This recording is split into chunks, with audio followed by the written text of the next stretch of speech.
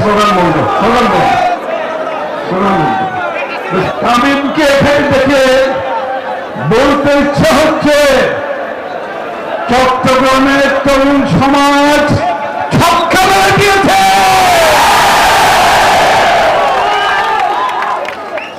আসলে চট্টগ্রামের তরুণরা আজকে ছক্কা মেরেছে। বন্ধুগণ, তরুণ ভাই বোনেরা, আজকে সবার সভাপতি, প্রধান অতিথি, পরিচ্ছন্ন নেতা, বিএনপির সেক্রেটারি জেনারেল মির্জা ফখরুল ইসলাম আলমগীর উপস্থিত, আমাদের অঙ্গ সংগঠনের নেতৃবৃন্দ এবং বাংলাদেশের সবচেয়ে বড় শক্তি হচ্ছে এই তরুণরা। শক্তি আগামী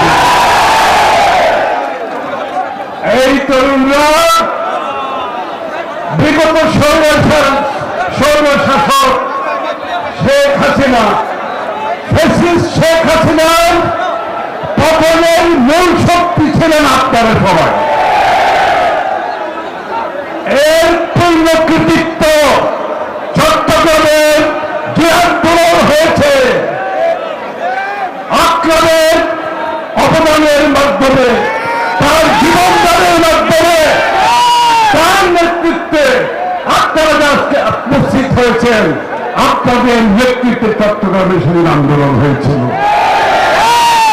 এই কৃতিত্ব চট্টগ্রামের আন্দোলনের কৃতিত্ব চট্টগ্রামের তরুণদের আমরা দিতে হবে। ছাত্রদল, যুবদল, স্বেচ্ছাসেবক দলের সর্বস্তরের নেতা কর্মীরা সেদিন বুক পেতে দিয়েছিল গুলির সামনে, প্রাণ দেওয়ার জন্য প্রস্তুত ছিল সেদিন। তরুণদের বলছে, আপনারা গণতন্ত্রের জন্য লড়াই করেছেন, করেছেন না? আপনারা লড়াই করেছেন বাংলাদেশের মানুষের মালিকানা ফিরিয়ে দেওয়ার জন্য। আপনারা লড়াই করেছেন বাংলাদেশে মানুষের সব অধিকার ফিরে পাওয়ার জন্য। আজকে যে অধিকারের জন্য এতগুলো প্রাণ দিয়েছে গত 10-15 বছর ধরে, যে অধিকার, যে গণতন্ত্র ফিরে পাওয়ার জন্য আমাদের হাজার হাজার নেতা কর্মী গুম হয়েছে, খুন হয়েছে, 60-70 লক্ষ নেতা কর্মীর বিরুদ্ধে মিথ্যা মামলা হয়েছে। আমাদের নেতা কর্মীরা পুলিশের হেফাজতে মৃত্যুবরণ করেছে, জেলখানার বিনা চিকিৎসায় মৃত্যুবরণ করেছে, বাড়ি থেকে পালিয়ে বেরিয়েছে, মাঠে ঘাটে ধান খেতে আপনারা থেকেছেন, কষ্ট করেছেন। কিন্তু আন্দোলন থেমে থাকে নাই। জনাব তারেক রহমানের নেতৃত্বে আপনারা আন্দোলনকে সফল করেছিলেন, আপনারা স্বৈরাচারকে বিতাড়িত করেছিলেন। আজকে আমাদেরকে প্রস্তুত থাকতে হবে, যার জন্য আমরা সবাই এত ত্যাগ স্বীকার করেছি, গণতন্ত্রের জন্য, বাংলাদেশের মানুষের মালিকানা ফিরিয়ে দেওয়ার জন্য।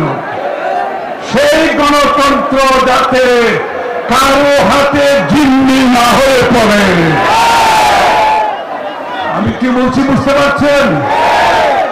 সেই গণতন্ত্র যাতে কেউ জিম্মি করতে না পারে, এইরকম একটা লক্ষণ আমরা দেখতে পাচ্ছি। সুতরাং